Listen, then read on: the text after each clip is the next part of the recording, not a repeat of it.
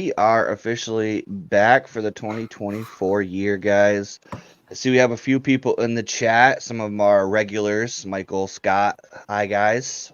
Welcome to the live stream. For those of you who don't know or may not follow us on Instagram, I am trying to stream this to Instagram, and I really want feedback. So if you're on there and it sucks, hit me up and let me know, because I'm working on trying to make this thing look good. Today's topic, like every other Spawn podcast, is a very loose topic, but it's gives us something to talk about to start out. We're going over goals for the upcoming season. PJ is going to have a long list of goals, so I'm going to go through mine really, really quick because mine really aren't as intense as his. My first goal is actually going to be already accomplished. So I actually went fishing this morning. So my first goal was I wanted to catch fish earlier than I did last year, which was a pretty tall order considering I was catching lake trout in March, but which was awesome. Managed to beat that today. Got some perch on the board, so first fish of 2024 is officially checked off the list. Now, granted, it wasn't bass, but still. Most of my goals are really YouTube related, so it's to build the subscriber count, not only for my actual Binya Outdoors channel, but really want to grow this live stream. So if you guys that watch, tell your friends. Our goal is to try to spread this thing as wide as we can. It's not a financial thing. It's not a business thing. We just are kind of curious to see how many people we can get talking in a chat at the same time. It's really all that's about. Fishing goals wise, I have a lot of stuff that we're going to go over amongst other podcasts, but for the most part, I want to learn some new baits. I want to learn baits that I suck at. I want to improve my skill set. And I think that's like a perfect segue, but it's an important, I think, thing to do. If you are a Senko guy, that's awesome. But if you're only a Senko guy, you're hurting yourself. You really need to learn some other techniques because there's certain situations that bait's not going to work. And I'm no different. I know there's certain techniques that I just ignore that I probably could be catching a lot bigger fish if I sucked it up and just locked a jerkbait in my hand or locked a spinnerbait in my hand for an outing. So that's really my list of goals. It's very, very short. It's grow the YouTube and learn how to fish better. So I'm going to let PJ, I'm going to mute my mic, and he's just going to take it away for the rest of the night, and I'm going to drink. Man, well, I'll drink with you there. Well, my goals, let's see, for the people who don't know, I just moved from Alabama back up north to Indiana, which is kind of similar to what I'm used to fishing because I came from fishing Pennsylvania and Ohio. So my goal this year, really for the most part, is to get out and just explore as much as I can here in Indiana. And I've been doing my research on some of the places around here. I got a lake that's probably a half hour from my house that has walleye in it. So I really want to key in and focus on that because I do miss, fishing for walleye on Lake Erie, which could be another goal of mine for 2024, make it back to fish Lake Erie. I could just throw that out there. But I've been, since I've been here, went fishing and caught a monster steelhead right out of the gate, first day out. Yeah. Can't beat that, dude. Yeah, kind of like the first spot too. So once doing that there, I really started researching Lake Erie or Lake Michigan. I'm sorry. Really started focusing on Lake Michigan. And I watched a guy, and I'll probably have to go a little further north. I'm not 100% sure. But the guy that I was watching, he was catching lake trout, just jigging them off the bottom from piers. Yep. So, I definitely want to make a trip up there this year and do some of that there. But one of the big goals, especially for me being that I'm a trout steelhead guy, is they have a summer run steelhead here in Indiana. So I'd have to say my big goal is to catch a summer run steelhead here in Indiana.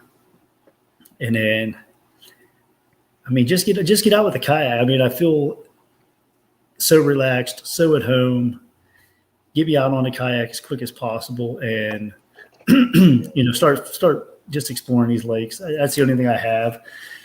I mean, I just went down and fished, the falls of the Ohio Christmas Eve with my son. We didn't catch anything, but that was an absolute blast. It's a pretty awesome site if you've never seen it. So I want to fish that there a lot more too. So as much as possible, because it's only an hour. It's only an hour and 10-minute drive from my house. So I feel that I can squeeze in quite a few trips to that there, which I may do that on Tuesday if I take the day off. Right. So that's kind of my goals right there. Mine are more just exploratory, and then get to know the lakes, the areas around here. But definitely the steelhead, summer run steelhead is definitely a huge thing for me. And if I can luck into a walleye, that's just icing on the cake for me. Dude, so what's funny is I've never caught a walleye on purpose. Really? Never caught a walleye on purpose. And that's actually, I guess we could say, combined with my new techniques is I was fishing today. So I actually, like I said, I got out early, and so I hold on, I'm getting like Facebook messages that are like dinging the crap out of my ears. The new techniques thing also comes with new species, because the guy I was fishing with today is Vermont to You. He has a YouTube channel, and he basically exclusively jigs for trout. That's all he does. He basically takes like a 3-ounce weight. He goes out there and he jigs for trout, or 1 ounce or 2 ounce. But he actually makes his own. He actually has his own rig that he makes, that he like kind of specializes in. Right. And then there's some other buddies of mine that really love to like troll for like walleye and trout and stuff. And with the pedal drive kayak, it's really easy to troll. It's easy to keep that speed. You throw a couple rod holders on, you throw a podcast on, and you get your exercise in for the day. Like, it's pretty simple to do. So that's definitely something I want to look into. Now, I did put in the chat, I was asking kind of everybody, their goals and things too. So Scott Vermonter, who is a guy who, it's funny, I was actually talking about this with Maine the other day. So there's like this group of core people that follow us, that follow Maine, that follow a lot of other guys. And I want to give you guys especially a thank you for following the channel, following the podcast. Last year we had really, really good numbers as far as like being a new channel. And we do have this core group of people that are always in here engaging. So I'm going to try as a goal, kind of reason why I'm bringing this up, is to bring you guys into the show more, and bring your comments in more, and interact with you guys more. I kind of sucked at it to begin with. I'm kind of learning how to do all this multitasking stuff. But so Scott Vermonter said that he wants to improve PB and new techniques, which is kind of a standard. But the other one that came in here was Tim Williams. If those of you who don't know, he's a bait guy. He makes soft plastics, so he's going to be making baits. It's something that's kind of cool about bait making is making colors. So, and that's what he was specifically saying, is you can make your own custom color that no one else has. Then you have a slight advantage over the guy in the kayak next to you, because you're using a color that they can't go to the store and buy. So there's no way they can copy you, which is really cool. And the last one looks like Michael Bradley jumped in here too. And take advantage of our striper run. Dude, that's a bucket list species for me. I've never caught a striper. Yeah. So in the kayak game. Michael, if you have any questions about getting into the kayak game, feel free to hit me up on Instagram. Put them out there. This guy too. Put them out there. It's the kayak is a game changer, and we can kind of spin off into that conversation, but the kayak is the most entry level, but will take your level from beginner to intermediate almost by just buying the vessel, because you're able to get to places that you just can't get to from the bank. You can't there isn't every type of structure. There isn't every type of environment on the bank. There's only bank, right? So you can't get submergent grass. You can't get, isolated rock piles, like stuff like that. You can get it, but you're not going to be able to really fish it like you can from a kayak. And it doesn't matter too. Like, you do not need a goddamn Hobie. You can get a Sun Dolphin. Like, start small, invest where you have your money. Don't break the bank and then not have enough money for gear. But start out small, get in a kayak, and reach out to people. Like, don't hesitate to reach out to me, PJ. I know a lot of guys that do kayak fishing. A lot of us love to talk fishing. So it's no big deal to hit us up and say, hey, I'm going to buy this rod holder, or I'm thinking about rigging my kayak this way, or is this a good bait to use in a kayak? Like, because there is actually, I'll say that's something that I learned the hard way from like being a boat fisherman, is that like you can't work a jerk bait the same way you do in a bass boat in a kayak. There's no rod tip down, because your rod tip would be slapping the water the whole time. Like, there's a lot of nuance to how you fish in a kayak, but there's also a lot of guys on the internet that show you how to fish from a kayak. So you kind of have that advantage too. So have you been out fishing at all since that steelhead trip? Well, we went on Christmas Eve. We always do an annual Christmas Eve fishing trip, me and my son. Yep. And I was able to, he was able to fish with me this year. And like I said, we went down and fished the Ohio River, the Falls of the Ohio, which is, like I say, it's an awesome place. It's a huge dam built by the Army Corps of Engineers, and the water comes out multiple ways the whole way across the Ohio. Some is just trickling over, a flat wall. Some of it shooting out through some gates. There's a lot of rock formations down there. So I'm thinking it's going to be really good in the spring whenever the smallie spawn happens on the Ohio-ish, something like that. Right. There. I have to figure that out. But we was there. We didn't catch anything. But when we was there, there was two kayakers. There was a guy in a boat, and there was probably at least another 15 to 20 bank fishing, just like we was. So it's definitely a hot spot. So that was the only fishing trip that I've made other than the steelhead trip. But like I say, I think I'm going to go ahead and burn Tuesday. Yep. So a day off. I got some things I need to take care of, and if I can get all that addressed first thing in the morning, I just purchased a new Jeep. I'm going to load it up, and I'm heading back down to the Falls of the Ohio and see if I can't luck into something else. See, I'm envious of you in a way. Like, so it's funny because I did that whole like adventure thing in my own state. Like, for example, the place that I fished today, that was a place that I discovered. It's weird because I live 35 minutes away from it, and I never knew it was there. But like, right. I'm at a point now, and it's not as much a brag as it's like a kind of a sad thing, is I'm running out of new water because I spend so much time on the water every weekend. Right. Like, it literally, there's very few lakes left on the fishing game site that are public water. Now, granted, there's a lot of like little streams and stuff that I haven't like dabbled into because I would need a cart and a lot of other stuff, but there's a few lakes that I haven't caught fish at. Like, I don't count it if it's not a legal length. Like, if I catch a 6-inch bluegill or I catch a 10-inch bass, that's not catching a fish at that lake. Like, I need to catch a legal limit size fish. Right, yeah. It's complicated, but that's actually one of my goals. That's what I was kind of going with my goals is there's a couple of lakes near me that I'm actually going to spend a lot more time at because I want to figure them out.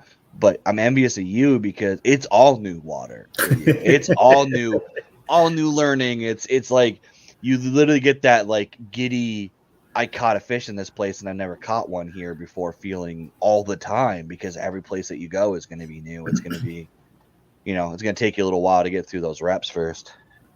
So that was what was so hard, because when we moved to Alabama, everything was brand new, and for some strange reason, I have no idea how I managed this, but like everything kind of fell into place for me. Like we would go try a new body of water, a new lake. We try the river, and I do my research on everything, and it all panned out. Like Yeah.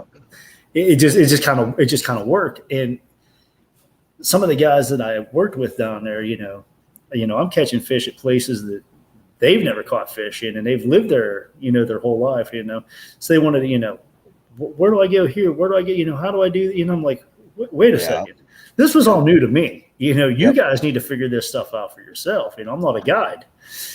But so here I'm kind of hoping, and with the whole steelhead trip panned out for me. So I'm kind of hoping that everything else just kind of falls into place, and I can work these lakes or these rivers a little bit and get to know them just like I did down in Alabama, because I miss fishing down there already, So, well, it's funny because every year, and that's something that's kind of cool about like fishing in general. I think that's what's kept me invested so long, is that, like, for example, last year I started doing like a lot of stat tracking, and what I've noticed is like last year I didn't catch shit on a chatterbait, really, right? But the year before, dude, I was destroying fish on chatterbait. I had a chatterbait tied on every single time I went fishing. This year was swim jig, or 2023 was swim jig. Like, it seems like trends come and go, and it's like the bass, it's like a yearly thing. Like, there's usually a bait that shines throughout a year. Right. And it's not just Vermont. It's that's nationwide, that there's like something that trends. And sometimes it's like an old school bait that comes back. Like one of the things I want to try to fish a little bit more topwater wise is I want to get like old school poppers, like Pop R, like the old fucking baits, not popping frogs, not spooks. Like I want to go back to old school Pop R, grab those and see how they work, because I have a lot of places that I fish that have submergent grass that gets towards the, once the grass comes in, there's only 3-4 inches of water above them. Right. And it's really hard to fish anything through that. And those Pop R's, they just sit there, and they're so small that they're kind of an enticing little snack for a bass. So that's the kind of stuff that, like, and it was actually funny because last year, like, swim baits kind of died for me around like July. And usually like a Kitech Easy Shiner, the 4-inch swim bait of any kind, Rage Tail, whatever brand that you prefer, I could throw those on a belly weighted hook every single time. I would come out of there with at least a 12-inch bass. And towards the end of the season, I don't know if it was my confidence in the bait and I was just giving up too early, or if they just were keen to, if they figured me out finally or what. But the only thing I could, that what replaced that was a swim jig, granted with a Kitech Easy Shiner on the back of it. They wanted that bigger profile. But this year, I think it's going to go back to the swim bait in Vermont. And the reason why I say that is because we had a really mild winter so far. So I have a feeling there's going to be a lot more fry. There's going to be a lot more baby bass and baby bluegill and baby perch, because the lakes aren't freezing solid. So you're not getting that kill off that you normally get. The water temperature is not. Usually we have a drastic water temperature drop that kills off a lot of those bait fish.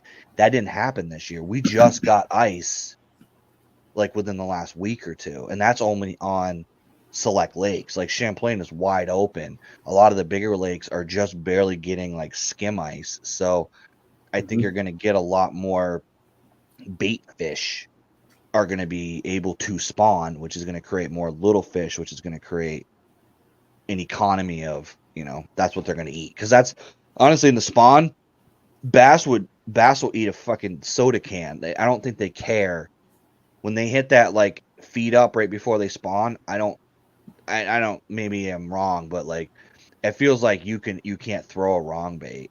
Right. Yeah. Like that's when I start using crap that I'm like, I don't know if this is ever going to work. I just start throwing that stuff because I'm like, at least I can get rid of some of these plastics because I know they're going to hit it. Like, so, but yeah, it's so you're going to be doing Are you still fishing? Like, are you going to be able to continue to fish through the winter?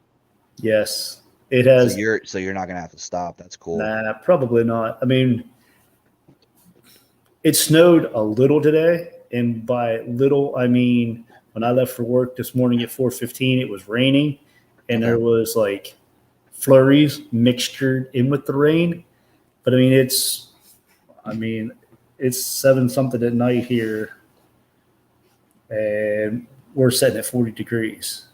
See, we were supposed to get. You That's know? actually one of the reasons why I went fishing today. Is we're prefrontal right now. We're supposed to get like 4 to 8 inches of snow.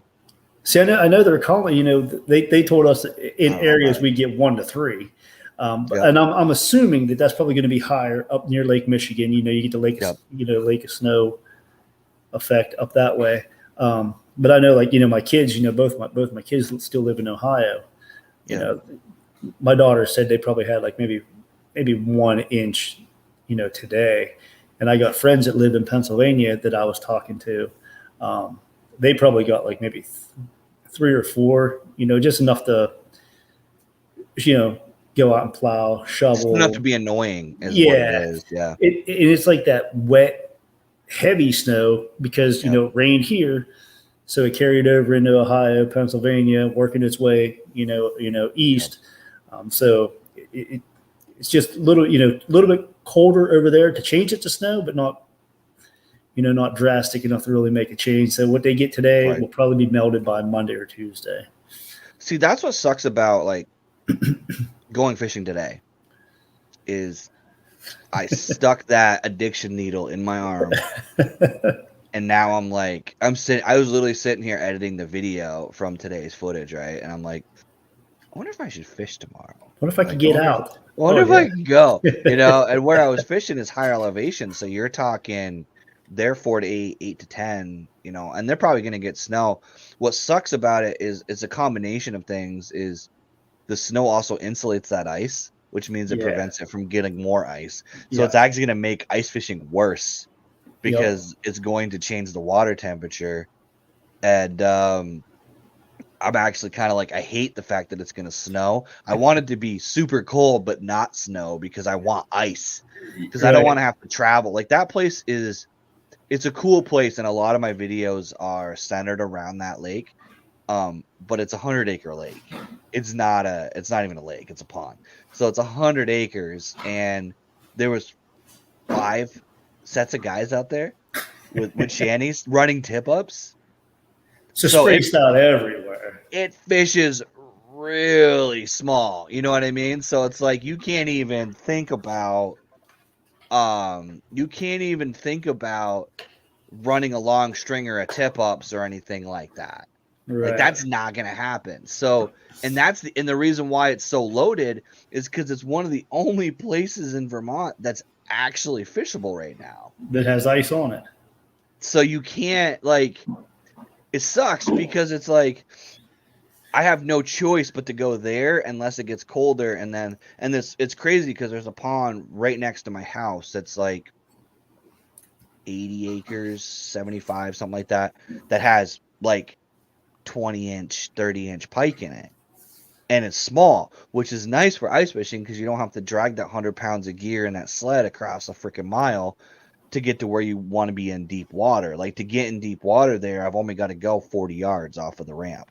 Oh, yeah. And that's where the deepest point of the whole lake is. Right. So to get to the center deep point, 40 yards with a sled, boom, set up a stringer of tip-ups and go. Problem is, I don't know what the quality of the ice is.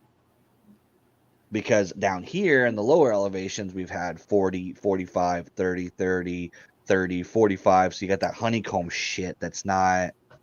Yeah. It's scary. And I don't ice fish alone either. That's the other problem I have is... like the guy I fished with today, he came down from Burlington.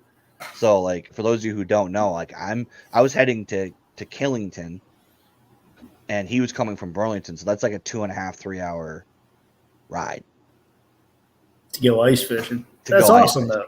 That's awesome though. To catch 4 perch. But I mean, you're fishing. I'm 2 fish up on the season from last year because I didn't have 2 fish at this point last year. Exactly. It's all in perspective. It's all in the perspective. I actually, not only did I catch 2 perch today, but I fell down my stairs and injured myself. Like, it's been a day and a half. Like, I was saying that to PJ in the green room before the live stream kicked off. So I put my creepers on, and those of you who ice fish in this video, you'll know exactly what I mean. I went up my stairs, came back down my stairs, and when I went to step off my stairs onto my kitchen floor that's tile, I woke up in a pile on the floor because creepers in hard surface floor is not very smart. They're really, really good on ice, and they're really, really good on certain conditions, but other conditions, they actually are way more dangerous. They're kind of like Crocs on water. Like Crocs on a boat ramp. If you want to do the next Jackass episode, you take some Crocs and go try to stand on a boat ramp. It's pretty much the same equivalent. See, I'm like probably the one person doesn't own a pair of Crocs. I don't really? know. I don't know. See, it's funny because I actually decided I stopped wearing Crocs because of that, but I went to Cross Kicks. Because they're more like a sneaker. So they're basically a Croc material, but they look like a Skechers sneaker. Oh, okay. All right. So they're a little bit more like a high top. They actually have laces. They're like look like a sneaker, basically. But they're made out of that EVA foam. And they have a real sole. They have a heel. So they're not like a flat bottom, you know? Right. So that's what's really nice about those. And those have actually been really good. I used them last year all season, and they're nice for kayaking because they're just plastic shoes, so you can walk right in the water with them, and you do get a little bit of wind protection on those days where it's a little bit chillier. But they still have holes throughout them to vent and stuff, so your feet don't melt inside the sun. But and you still get the suntan. You still get the weird little you get the weird fucking polka dot tan. Yeah, absolutely. Right. The other thing they don't do is they don't shrink. Like, I don't know if you ever had talked to people, like, I know you don't wear them, but like, if you leave Crocs in the sun, they will go down a size. Like, I had Crocs. I literally had Crocs that I had on the deck of my boat, and they became like arched. Like, they actually like had an indent in the side of them because they were laying on the side and they melted. Wow, on the deck of my boat. I did not know that. Yeah, and I think it's just the material that they used or something. But yeah, dude, I've had them fucking melt. That's crazy. I've had them melt on my feet. Like, I've had them actually shrink down, like almost like heat shrink tubing, where like they were tighter on my feet by the end of the day of fishing than they were when I left. Like, that's crazy. It's not good. It's actually dangerous, and that's why I only get like certain colors, like camo or like a bright color, because if you wear black, you're gonna burn the shit out of your feet. I can imagine. Thinking about it now, yeah, I can imagine. Yeah. So you probably, your guys' weather is pretty much on par with us as far as seasons go, right? It's pretty much you're north enough that you're going to be still cold. You're still going to be waiting for like May before you can really truly start thinking about spawn fishing and all that. I mean, April. Bass fishing. Yeah. April. See, here it is weird. Well, you said bass fishing. So yeah. Bass fishing, probably April. Yeah. Generally the crappie, in Ohio, they started to spawn right around April, somewhere around mid-April to the end of April, depending on the temperatures. They would start coming in to spawn. So, but for mostly, for the bass, it'll probably be May. Okay. Yeah, dude. See, it's funny. What's been happening here lately, and it's actually aggravating, is we get to like now, right, and it's like false winter, right? It'll be warm and sunny, and it will be spring, and then it won't be. And then we get to February and it starts to cool down. We'll get like a weird cold snap in the middle of February around like Valentine's Day. And then all of a sudden March will go fucking deep freeze. And it will be what we used to get back in the day in November. Right. So then what happens is it's just enough to screw us up, where then we get ice right before when I would be like, okay, maybe I could think about going out and fishing. We get this like weird skim ice, or it like holds the ice that much longer.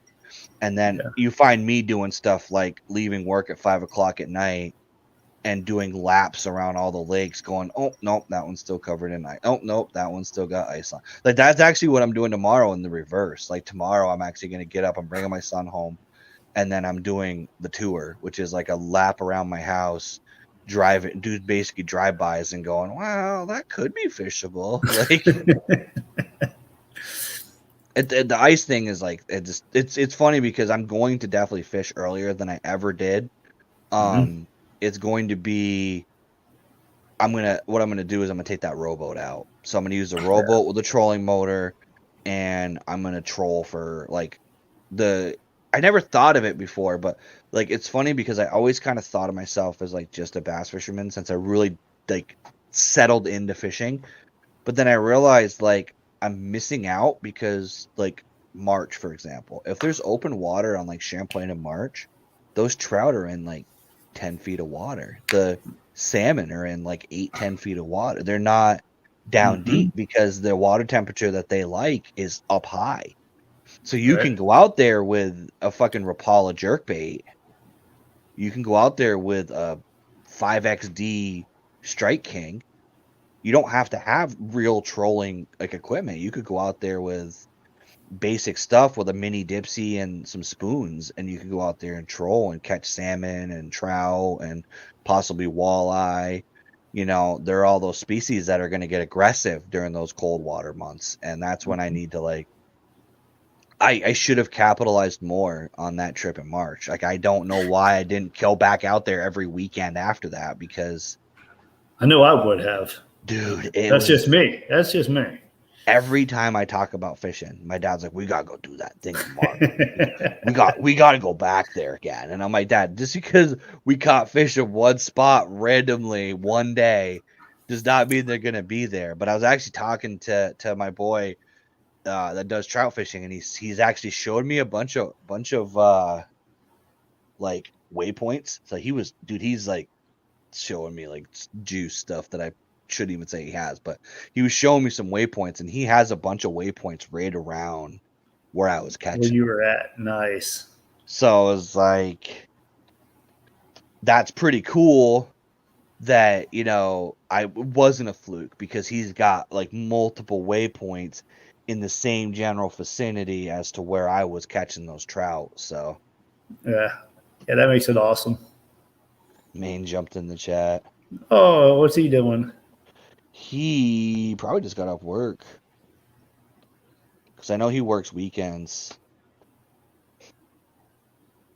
It's crazy, dude. I was on Maine's podcast not that long, New Year's Day, and then he's gonna be on Daniel's podcast Thursday. So like, I think Maine's gonna get sick of me, because we're actually going down to playing right now, unless something breaks up. We're doing that tournament on the Susky, so that's gonna be. I'm gonna try to do a podcast down there too. Like, I might have him be like a co-host, and then try to do the live down from there, depending on where we end up staying. But dude, you guys are gonna have a blast, an absolute blast. I love the Susky. Oh, I've already started. The only thing that's gonna suck is I don't have a lot of PTO time, so I'm gonna leave Wednesday after work. Like, I'm taking a half day of work. I'm gonna work remote. I'm already gonna have my truck packed Tuesday night, so that I can close my laptop, jump in the truck, and drive. And I think it's like, when I looked at the directions and stuff, I think it's 6.5 hours. Really? It's not awful. Like, that's not terrible at all. It's not too bad. It might have been 8, but I think it depends on which way you go and all this crap. But either way, that's not awful. So the thing is, for a fishery like that. No, and I got to figure out where I'm staying too, because my goal is to try to recruit some more homies, and try to split like an Airbnb would be the dream. You know, if we can get 4 or 5 guys to split an Airbnb, it wouldn't be that much. Right. If not, there's actually absolute worst case scenario. Drew actually put like links on the page to like primitive camping places that like basically you just can sleep in your truck. Oh, okay. So worst case scenario, I'll just go down there and sleep in my truck. But I'm trying to save up enough money to make it fun, because there's going to be that aspect of like, do I have enough money to be able to go down there and enjoy my weekend, or am I going to have to like sleep in the back of my fucking truck underneath my tonneau cover and be exhausted and miserable by the time we get to Saturday? But Well, you could be like, what's her name that you said about? yeah, no, that's what she does. Yeah, Becca. Becca, yeah. So the thing is I've got some people that have been expressing interest, like Bobby Roastbeef from Jigs and Bigs. Mm-hmm. He's expressed interest in doing that tournament, and there's a couple other guys that have talked about it. Shit. The problem is getting people to commit. You got some more icy foam going on? Yes, I do. My beer is froze, dude. That's so funny, dude. No, it's not. It is. So he poured a beer in the green room earlier, guys, and the head of his beer actually froze in the top of his glass. I told him it's like a new invention, but yeah, terrible. dude, that tournament's gonna be crazy. I've never fished a Susky, and that's what's gonna suck a little bit is there's gonna be hammers in that tournament. Like, you know what I mean? Like, there's gonna be guys. Drew's gonna bring in some names, right? Yeah, definitely. So then I'm gonna be fishing against all stars on a lake or a river system I've never fished, and I'm gonna basically get a day of pre-fishing. But it is when you take it all in, dude. When you take it all in, it's the whole thing about the Susky is taking the whole river in. And I don't know what stretch you're going to fish. I didn't look and see where you're putting in, taking out, stuff like that. But I mean, just to be on the Susky itself, I mean, you're talking, world-class smallie. I mean, I've caught, I don't know how many there, I think my personal best smallie came from the Susquehanna. Just the whole thing of the Susky, and you might be fishing 3 inches of water and dragging your kayak, and then the next thing you know, the next little pool opens up and you're in 3, 4, 8 feet, you know what I mean? And then you get to a stretch where it's a half mile wide and there's just big boulders as far as you can see, and you come around the bend and you got the hillside, and it's just it's an awesome place. I mean, I could go on for days and days and days about the Susquehanna. I mean, it's beautiful. That to be honest, that's really where it's at for me is from a content creator standpoint. It's not only just it's the journey. Like, it's going to be a huge video series for me because it's going to be traveling down. It's going to be taking in the sights. It's going to be fishing with Maine. I'm planning on fishing with Maine a couple of times before, but it's going to be, working with as a teammate to try to build our strategy. And it's one of 2 bucket list lakes I'm fishing this year because I am going to fish the St. Lawrence too. All right. So I'm going up to Alexandria Bay and fishing the New York side of the St. Lawrence at some point. I don't know when. I don't know the details on any of it yet, but I've been in talks with people, and there's plans being made. The other thing I'm going to be doing, which is going to be, I guess, kind of a goal, kind of going back to the main theme, is I'm doing a lot more collaboration. So I'm not doing a traditional trail that like last year what I did, I dabbled into the kayak tournament world live trail. I liked it. I actually loved it, but it was too much freaking travel. It was too much 2 a.m. calling PJ to ask him strategy and talking for an hour and a half while I try to keep myself awake to drive to the lake. And it was fun, but unless an actual Vermont trail opens up, which is possible, Slay Nation's supposedly coming, but I haven't seen a lot on it. I'm not going to do a live trail with live events this year. What I am doing is me and Daniel are partnered up to do the Northern Kayak Series. So we kind of hybrided a couple of his trails.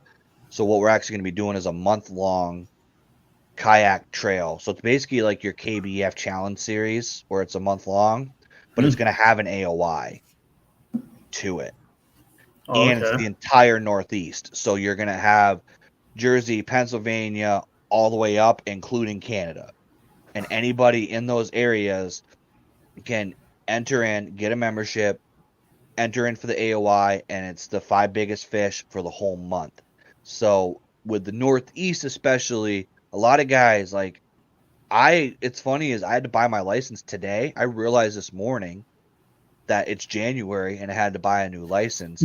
But like New York, they do a rolling 12 months from when you buy your license. So I'm actually endorsed in New York, but I wasn't endorsed in Vermont.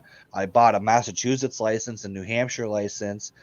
Like I have usually 3 or 4 states that I'm endorsed in because it's not uncommon to just go screw off to New Hampshire to fish for a weekend. Like it's actually, to be honest, in some places in Vermont, it's closer for me to go to New Hampshire than it is for me to go to upstate Vermont. It takes me less time to get to New Hampshire lakes than it does to get to like Memphremagog or Carmi or, something up north. Oh, trust me, when I lived in Ohio, I had the tri-state. I had Pennsylvania, Ohio, West Virginia, and then for some odd reason, I would always buy, because you never know, I always end up down there. I have a Florida license, so yep, yeah, it happens, It's funny how like travel becomes it's the most ironic thing in the world, because anybody who knows me knows I fucking hate driving, hate it. Like if I was a billionaire like Elon, I would pay someone to drive me to the goddamn grocery store. Like I would not drive a vehicle ever again. But yet somebody says to me, like I was talking to Bear Fishing today, and I was like, hey, we're going to fish on President's Day. You have that day off. I have that day off. Let's hook up. Let's go ice fishing. He's like, where? And I'm like, anywhere but Canada. And that's just because I don't want to deal with the border. You want me to drive up to fucking Memphremagog? You want me to drive up to Alburg, Vermont and fish the New York side or the Vermont side of Champlain at the top? I don't care. Like I'll drive 3 hours to go catch 2 yellow perch. It's part of the gig and it's part of the addiction, is just getting up there and doing it. But 2 years ago, if you had told 2 year ago me that I was going to drive 3.5 hours at 2:00 in the morning to go fish a tournament at a body of water I'd never seen, I would have been like, dude, you're fucking nuts. There's no way I'm doing that. And now I'm like planning out a trip to Pennsylvania to a river system that I've never seen and paying $175 entry fee to go fish, against fucking probably Christine Fisher and fucking like, Christine like, Fisher is going to be there. You know what I mean? Like you're gonna Josh have Stewart's going to be there. You're gonna have these fucking hammers that are doing this. Eric Zadecki is going to be there. Kurt Smith's going to be there. I talk to Kurt all the time. So he'll probably end up being there. As long as it doesn't conflict with like a BASS or like Hobie tournament, like one of those bigger tournaments, then those guys are all going to be there. They're just going to add that into their resume. Like it's just a thing, man. It's crazy because that's why I want to go. As backwards, and anybody who knows me, I'm the most hyper freaking competitive person that most people know. Like I'm aggressively competitive with myself, but still at the end of the day, I have no desire in my head. Not that I don't have any thought in my head that I'm going to place in the money. That's not my goal. And I've talked to Maine and he's my teammate for this. Our goal is to go down there and just show what we have, represent the Northeast, represent our area. Because I'll tell you right now, there's a lot of really good anglers in the Northeast that no one fucking knows about. There's a lot of guys I competed against in Massachusetts that could go and compete on these local trails. Like there's some guys in this area, and especially like Maine's kind of like a perfect example, because where Maine lives, that's not a traditional fishing area. Like that's not a place where people fish, because he's actually in Jersey. Right, yeah. So like he's not in that like freaking traditional, like Vermont's a fishing state. Like we have Champlain, we have like, Ohio, is a fishing state. Like Yeah. Alabama is a state that, I mean, the freaking South, man, the South fishes. Like, Yeah, you can't really throw Alabama, Florida, and yeah, Texas. they fish. Like They that's what they fish. fucking Yeah, do. that's what they're known But for. like the Northeast, like there's not a lot of people that really represent the Northeast across like fishing. And also like I want to see where I can place, but I also want to network with people. One of the coolest things about doing this whole YouTube thing and podcast thing is like the weird, like I met Maine because I found him on a podcast, followed his show, followed his YouTube channel, and now we're planning on meeting up a couple of times and literally going to fish a tournament. Like that's what's cool about fishing is it brings people who would never have a commonality together, and then all of a sudden you're friends with people that you would have never bonded with otherwise. Right. Because you can be a CEO executive at a bank, or you could be a redneck construction worker, but both love fishing. You don't have to be a set personality type. It's not like the NFL where you have to be a certain body type to be able to play that sport. It's not like other sports because you can be 325 pounds and still compete as well as someone who is 80 pounds. Yep. You know, and it's not even age. Like, look at the freaking Bassmasters, dude. There's guys. Look at Clun. I was gonna say, you got him, you got Gary Klein. How old is Gary Klein? Yeah. You have these guys that are freaking. I mean, even honestly, Swindle ain't exactly young. Yes. And he isn't like, and he's kind of like the epitome of like my mentality. Like Swindle doesn't win, but he places top 10 right every time. Like that's my goal when I go to tournaments. I'm not going there thinking I'm going to get a podium. I got that beat out of me 3 blanks in a row. And ask PJ, because I text him and I'm like, I think I'm going to quit. I think I'm done. I don't think I'm going to do this shit anymore. But I realized that if you temper your expectations, if you really go into the tournament thinking, I'm going to do what I know how to do, I'm going to do my best, I'm going to do my homework and put everything out there on the water and then feel good about where you landed. Yeah. And that's pretty much how I'm attacking that tournament and this online tournament thing. That's partially my motivation for wanting to start that was I want to compete. I want to be able to measure myself against other anglers, but I also want to be able to just go fishing. Like my wife asked me today, and this is a question that I wanted to ask you. So my wife asked me today, if somebody came in and offered me enough money to replace my income to fish full time, would I fish full time? And I'm going to ask you what your answer would be first.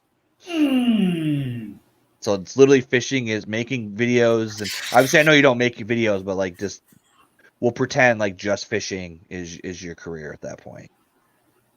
Man, I mean, that is a tough question because fishing is what I do to escape my normal life. And if that was my normal life, I would just be picking up a different hobby to escape that. So you're just creating a monster. So, I mean, and everybody says, man, Luke Bryan sang about it. Yep. If I could get paid to catch a fish, I'd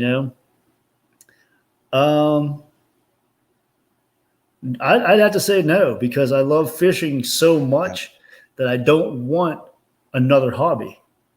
So it's funny. So my first thought was, can I add some like caveats to it, right? So my initial reaction is no, because if I have to catch a fish or I have to make a video or I can't feed my family, that's going to create too much anxiety for me. It's going to create like I have to go fishing, I have to perform, I have to do this instead of just being I made tacos 20 minutes before we came up here and ran upstairs because I'm excited to come on and talk fishing on the live stream. Right. Like if I knew I was going to get a guaranteed salary, like if I could replace my salary and it wasn't contingent on me making a certain level of content and a certain level of fish, yeah, I probably would be down with it. But the problem is, like you said, fishing is the thing that I work in tech support, which is, like I said, everybody can fish. Like, I do not fit the mold for your typical fisherman because I'm that redneck guy that's out there tinkering with my shit, but then I'm also the guy that can defrag your hard drive and go through and, I'm building servers for clients for a data imaging system. Like, I'm doing weird nerd level crap. And it's funny because at the end of the day, that is how I unwind. I could go out there and catch 1/6. I caught 2 perch. The biggest perch I caught today was 6 inches, and I am so freaking excited. Exactly. Over a 6-inch perch. Because you know what? It's like that release. It is that, whew, I caught a fish. Like, it's just that. It's just that rush of, oh man, I caught a fish.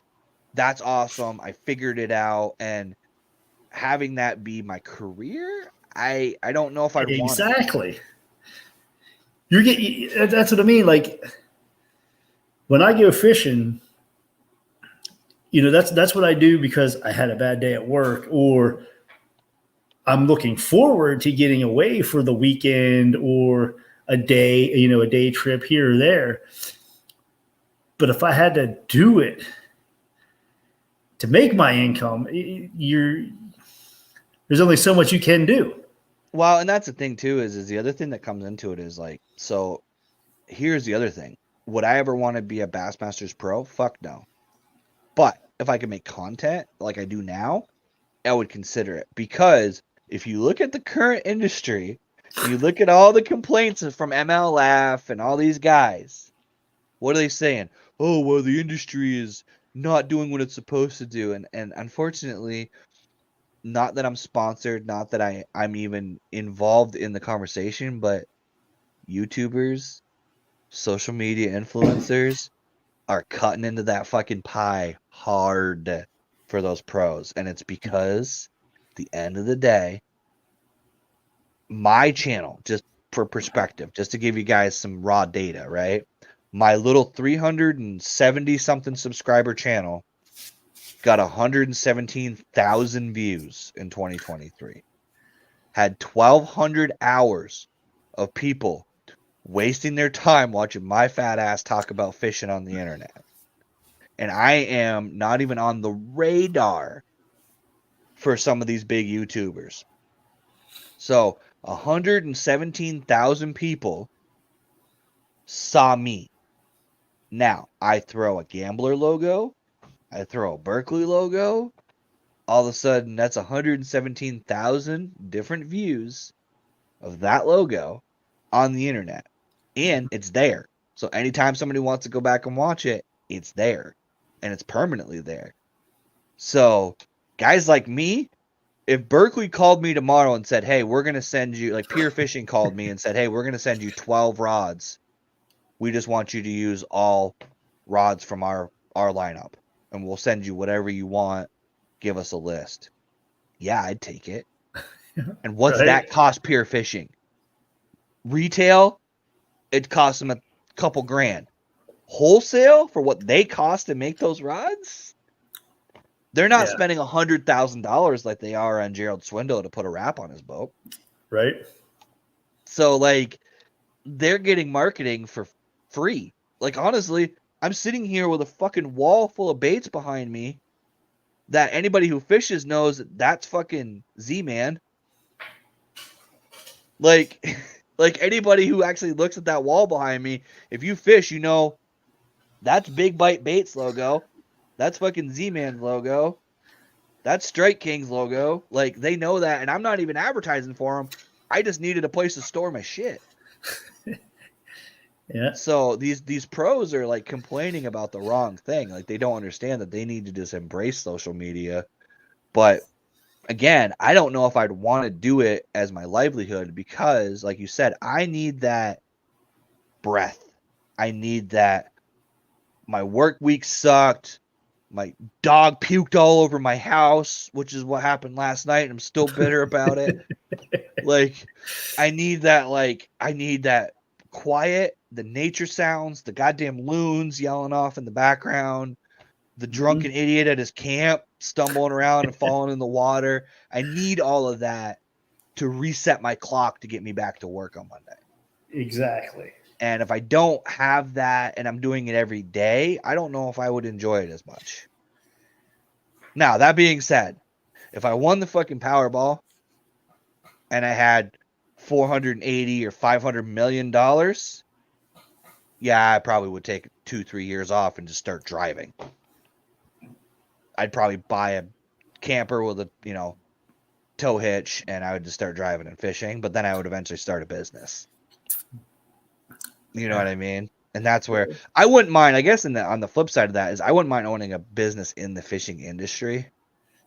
Right.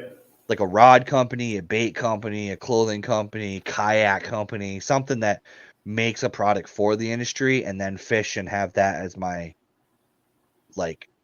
business so that I could then turn, Binya Outdoors into a brand instead of just a YouTube channel. That would be cool.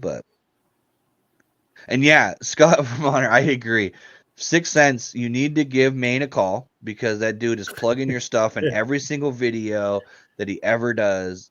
And you definitely need to give him some money. So I agree. I guess actually Michael Bradley is a good point. Is like if you could do it for like a year or 2 years. Like if you had like a limited window, it might be okay because you know that there's an end to it. Yeah, but I think you're just setting yourself up for that traumatic finish. You know what I mean? Like, yeah, it's true. You know what I mean? Yeah, like, you're gonna enjoy it. Yeah, and that's the whole thing. Is like you said, it's funny because YouTube has created a monster in me. For you guys that don't know what goes into like a YouTube channel, like if you're really serious about it, I'm not even kidding you, an Excel sheet with the next 4 quarters of videos planned out. I've seen it. You've seen it. I've seen it. So, it's funny because I'm literally sitting here. Partly why I'm sitting in the room that I'm in. If you guys notice my background changed, that's because I actually have an office now for podcasting because I was having issues with audio, but also because I plan on making like little educational tip videos, stuff like that. And I will literally spend my weekends up here sitting in front of this camera going, hey guys, today we're going to talk about crankbaits. I never would have done that, if it wasn't for the YouTube side. But what it does is it extends my fishing because for the Northeast guys, we're done. Like I get ice fish, like I said, but that's not necessarily viable because there's one lake that I can ice fish right now. And I've gone over this and I won't even go down that rabbit hole again. I am not getting a fucking fly rod. I am not going to start throwing chest waders on and going steelhead fishing. I can't do it. If you guys don't believe me that I've spent too much money, that wall gets bigger. That's bass stuff. You add in a fly rod and fly tying stuff and other waders, and that's the thing, is like I would just end up freaking spending too much money. But I think that's one of the coolest things about this whole online thing. Like for PJ here, like he wouldn't have got on the internet and talked about fishing if I didn't have a live stream. But at the same time, like this is a really cool way to share information, to bring people together, to bring a community together, and fishing brought that to us. So all these guys, I guess my point is like I see all these fucking guys bitching, like these pros that make hundreds of thousands of dollars from sponsors to fish, and they're like, oh, this is awful and the industry is crap. And I'm like, dude, just get back to loving fishing. And I guess that's actually a goal. Like, just love fishing for the year. Like, because I wouldn't have had some of the opportunities that I've had, like being able to go fish in Pennsylvania, being able to talk to people, meet people. It's all because of fishing, because I like to do this thing that other people like. And at the end of the day, the one thing that fishermen love to do, talk about fishing. And see, So, that's a thing too. Like you said about the content and stuff, and I talked about just being out there on the Susky. yep, Whoever's listening, whoever goes out, don't revolve yourself around catching the fish. right. Bring in the environment. Take it all in. Take it. Yep. Like I said, I went to the Falls of the Ohio. You guys can you can Google that and look up pictures of that online right now. But take it all in. It's not about just catching the fish, because if it was about catching fish, it wouldn't be called fishing. It'd be called catching. Whenever you get down to it. So take everything and take the scenery in. Take the drive in and out, both in. Whoever you're going with, if you're going with a friend, if you're going with family, take that experience part of that in. You may see, wildlife that you've never seen before. Yep. You know what I mean? Yep. So don't look at it as just like, I'm taking a fishing trip and I got to catch fish. You're taking a fishing trip because you want to get away and you want to enjoy that part of your life. You want to forget who you are in your everyday life. Yep. So that's like your escape. So I guess I'll challenge everybody for 2024. Enjoy the journey. Enjoy what you're going to do in that part of the fishing experience. Yeah, and I do that so much, and that's why I kind of am stepping away from the tournament scene a little bit, and just doing my own thing. Because when I was fishing the tournament scene, and I fished every weekend, and it put a big strain on my marriage and everything with my wife, because I'd pre-fish, different times, different lakes, and different rivers and all that kind of stuff, and that's more on my fault than anybody else's. But once I started fly fishing and walleye fishing and all this other stuff that I started doing, you take all that in, and my son, just for me doing that, taking him, he became a fly fishing guide, out in Montana. So, I mean, it can, go beyond just catching a fish. That's what it's all about. I mean, don't get me wrong. We're all going out there to catch a fish. Don't get me wrong there. I want every single person to hopefully gain some knowledge from what we're jabbering here about. But at the end of the day, don't worry about catching that fish. And I know that the one guy, Scott, he said about a personal best, his PB, and that's great. Set your goal so you can do that. But when you're setting those goals that you have for 2024, also take the experience in. It's going to be, it'll be much more exhilarating for you if you take it all in and accomplish the goal that you have set for yourself. It's actually a skill set too. So one thing that you got to remember is, like taking in the sights can actually help you become better at fishing. And what I mean by that is, so say you're on the water, right? And springtime, water's a little lower. There's a really cool rock that has this like weird shape to it, or there's a bird that's standing on a log on the shoreline that you've never seen before. One, you're taking in nature, but also that log may not be there, or it may be under the water in July. So like I have actually seen some of the coolest stuff. One of the things that's been like interesting for my YouTube journey is I learned to never shut off my camera. And I know it's like kind of like PJ's kind of going on like the whole be unplugged and be part of nature thing, and I'm bringing in a camera. But my point is that the reason why I bring the camera in is because I had a beaver one day jump off a fucking bank and start swimming around me because I was too close to his den. You're not going to get that from your couch. You're not going to get that cool experience of seeing, a creature literally come in your face. Basically, he was coming at me, slapping his tail, trying to get me to leave the area because he didn't want me fishing near his predatory hunting area. is what he was trying to do, is get me out of his hunting area. I've seen deer drinking water on the side of the lake. You know, you've seen bear, moose. Like, you get to see animals in their natural habitat, and there's something about kayaks specifically that nature ignores. I don't know why it is. I don't know if it's the quietness of it. I don't know if it's the profile of it, but I have seen a lot of really cool stuff. Like, just in general, like even fish. Like, I've seen one day I spent 20 minutes, just to PJ's point. I spent 20 minutes one day watching a bass, not fishing, because the bass kept trying to catch a moth that was landing on a lily pad. And he kept jumping out of the water and trying to eat that moth. And it was the fun. I had as much entertainment from that as I've ever had from any comedy show, laughing at this stupid little 6-inch bass trying to eat this freaking moth off a lily pad. And he would jump, smack his face into the bottom of the lily pad, and then swim back down. And then he'd line himself back up. The moth would flutter up, flutter back down, and then that bass would jump over top of the lily pad and completely miss that moth.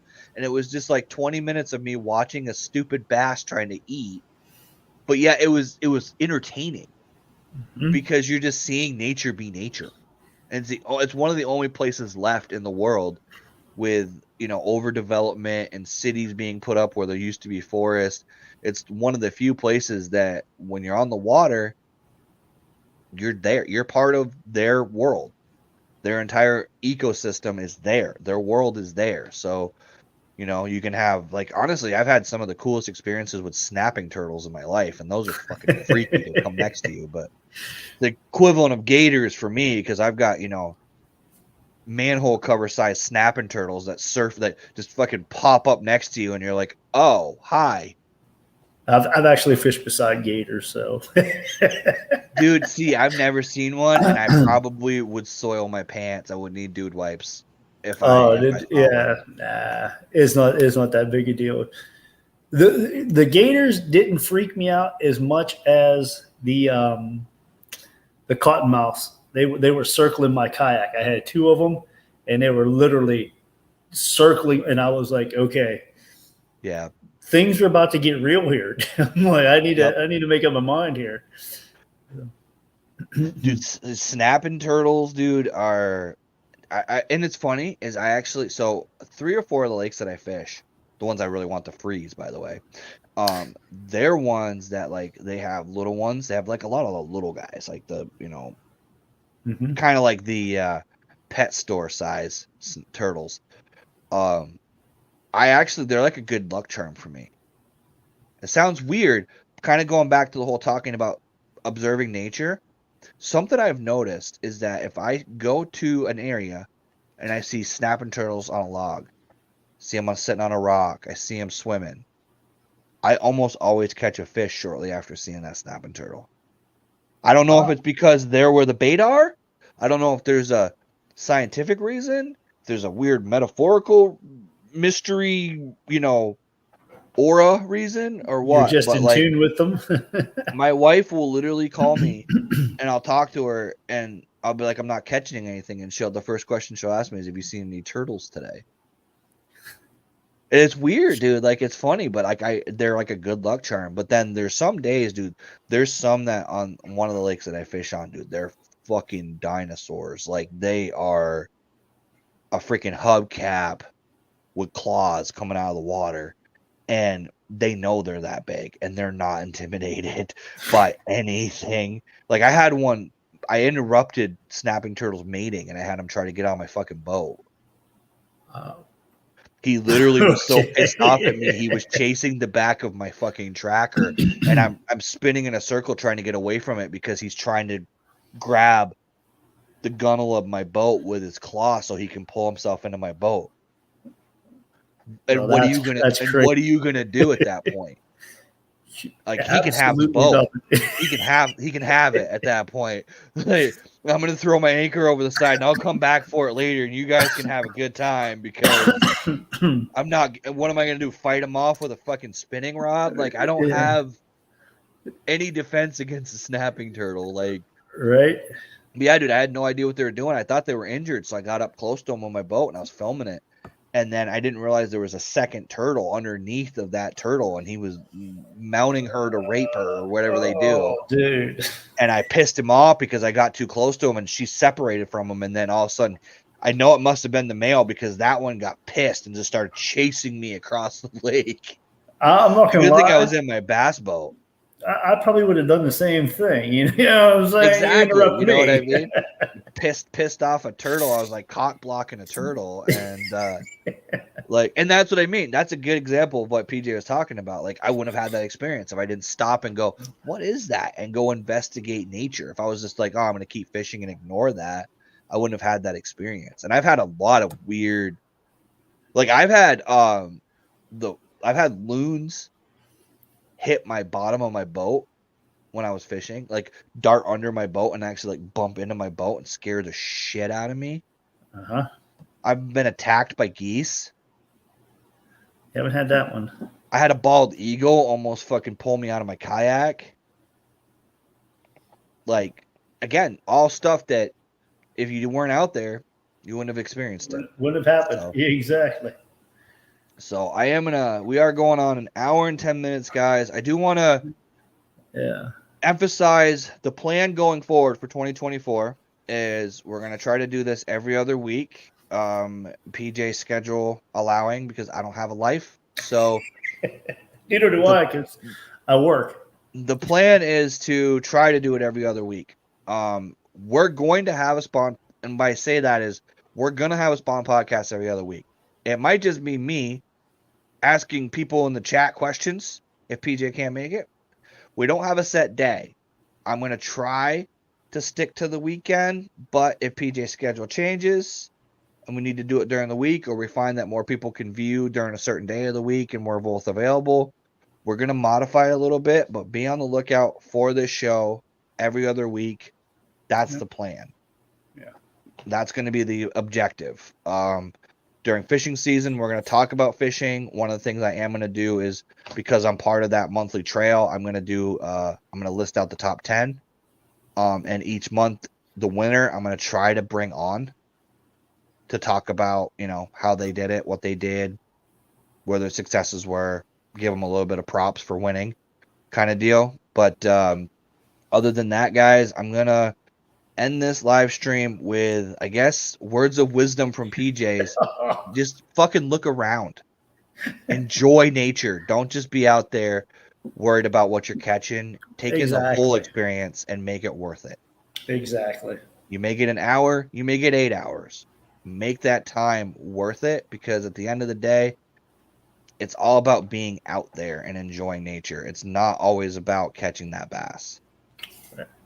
So, all right, guys, I am going to end it right here. I want to, again, extend a special thank you to some of the guys that are always in this chat. If you guys have friends that, you think would enjoy the chat, share this out.